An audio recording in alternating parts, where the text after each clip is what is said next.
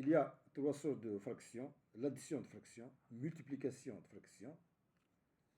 On peut mettre moins 5 ici, ça devient addition et soustraction de fractions, multiplication de fractions, et là, égalité de fractions. Et la division de fractions, opération sur la fraction. Ici, on réduit au même des dénominateurs.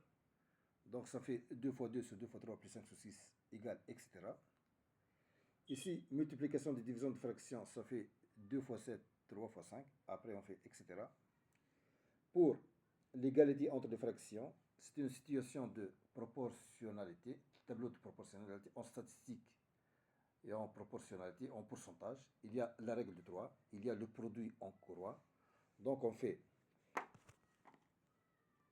le produit comme ça, comme a fait Yvonne Molka dans son site web Mathématiques et où il y a les vidéos. Ça c'est le produit en courroie.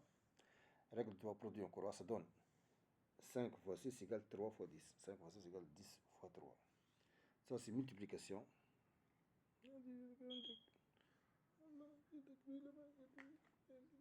Après il y a si ici c'était si c'était division, on inverse ici, on inverse, ça fait 5 sur 7. Ça fait 5 ici et 7 ici. Ah, mais on fait égal, etc. Donc ce qu'il faut retenir, c'est quand on a une situation de proportionnalité, quand il y a égalité entre les fractions, ils sont égales à un rapport donné. Donc il y a la fonction, elle est linéaire. Il y a une proportionnalité. On dit que c'est une situation de proportionnalité qu'on trouve en statistique, en pourcentage et en